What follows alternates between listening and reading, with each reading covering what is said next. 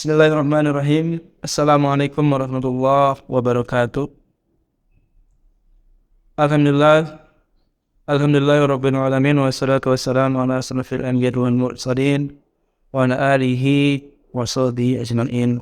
Amma ba'du. Alhamdulillah, kita panjatkan puji syukur kita pada Allah Subhanahu wa taala yang masih memberikan kita nikmat sempat, nikmat sehat sehingga kita dapat melanjutkan penyampaian kultum pada kesempatan hari ini. Salam beriring salam, semoga senantiasa tercurah limpahan pada diri kita Nabi Muhammad sallallahu alaihi wasallam yang melambang umat manusia dari alam kegelapan menuju alam.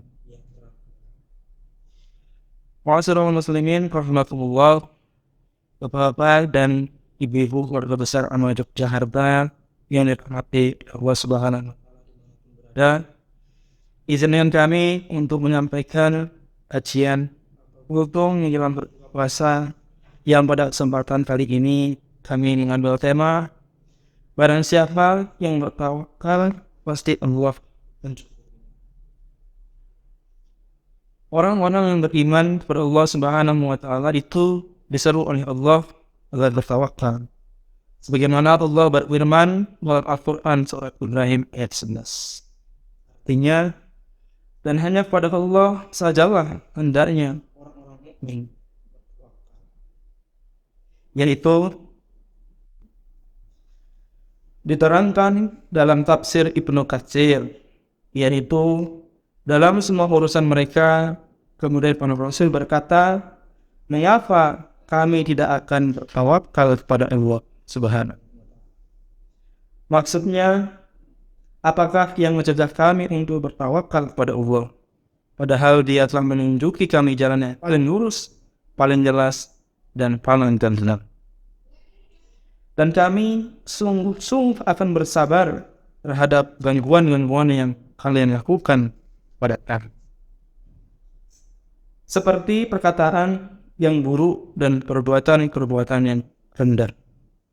Dan hanya kepada Allah saja orang-orang yang bertawakal itu berserah diri. Orang yang bertawakal kepada Allah itu pasti Allah Subhanahu wa taala akan dicukupinya. Sebagaimana Allah berfirman dalam surat At-Talaq ayat 3. Yang artinya, dan barang siapa yang bertawakal kepada Allah, niscaya Allah akan mencukupkan keperluannya. Sungguhnya Allah melaksanakan urusan yang dikehendakinya. Sesungguhnya Allah telah mengadakan ketentuan bagi tiap-tiap sesuatu. Tawakal bukan tanpa ikhtiar.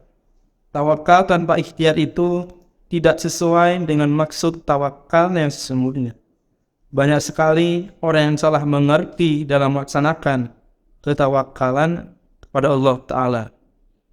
Ada yang berpendapat tawakal ialah menyerahkan diri bulat-bulat pada Tuhan tanpa berbuat daya upaya dan usaha untuk mencari mana-mana yang baik dan menyebabkan kebahagiaan. Ringkasnya, enggan berikhtiar atau menyingsingkan lengan baju. Anehnya, ia meminta yang enak-enak belakang. Orang semacam ini rupanya berpendapat bahwa tidak perlu ia belajar. Jika Tuhan menghendaki, ia akan menjadi orang pintar. Tentu pintar juga nantinya. Juga tidak perlu bekerja. Jika Tuhan menghendaki ia menjadi kaya, tentu akan menjadi kaya juga nantinya. Atau ketika sakit, tidak perlu ia berobat. Jika Tuhan menghendaki sembuh, tentu sehat kembali pula. Semuanya itu samalah halnya dengan orang yang sedang lapar, sekalipun macam-macam makanan di hadapannya. Tetapi ia berpendapat, jika Tuhan menghendaki kenyang, tanpa makan akan menjadi kenyang juga. Cara berpikir semacam ini, apabila diterus-teruskan, pasti akan membuat kesengsaraan diri sendiri. Bahkan akan rusak hartanya sendiri. Adapun maksud tawakal yang diperintahkan oleh agama itu ialah menyerahkan diri kepada Allah Subhanahu wa taala sesudah berdaya upaya dan berusaha serta bekerja sebagaimana mestinya.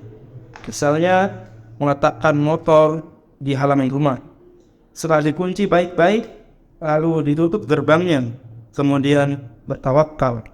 Artinya, apabila setelah pintu gerbang ditutup dan motor sudah dikunci, masih juga hilang dicuri orang, maka dalam pandangan agama orang Hindu sudah tidak bersalah.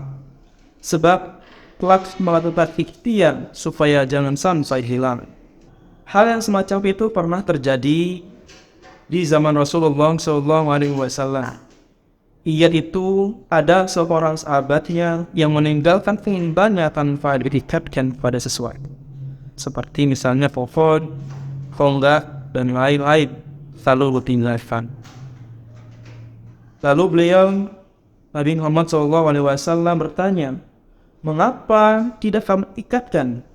Ia menjawab, "Saya sudah bertawakal kepada Allah." Rasulullah SAW tidak dapat menyetujui cara berpikir orang itu, lalu bersabda, yang artinya, ikatlah dulu, lalu bertawakallah. Ringkasnya, tawakal tanpa usaha lebih dulu adalah salah dan keliru menurut pandangan Islam. Jikalau kita sudah dapat meletakkan arti tawakal pada garis yang sebenarnya, maka sangat sekali dipuji dan pasti kita tidak akan kekurangan rezeki. Sebab Allah Ta'ala akan menjamin bahwa kita akan diberi kebahagiaan rezeki kita masing-masing, sebagaimana halnya burung yang pergi pagi-pagi dalam keadaan kosong perut, sedang pada petang harinya telah menjadi kenyang. Selain itu, Allah berfirman bahwa sifat-sifat kaum mukminin itu diantaranya ialah selalu bertawakal kepada Allah Ta'ala dengan pengertian tawakal yang tidak disalah mengartikan. Demikian penyampaian singkat kami, ada kurang lebihnya kami mohon maaf, dan hanya pada Allah Subhanahu wa Ta'ala kami memohon ya Allah, dan senantiasa memberikan hidayah dan ilmu yang bermanfaat kepada kita. Terakhir, kami ucapkan selamat berbuka puasa. Semoga Allah menerima puasa dan amal-amal kita.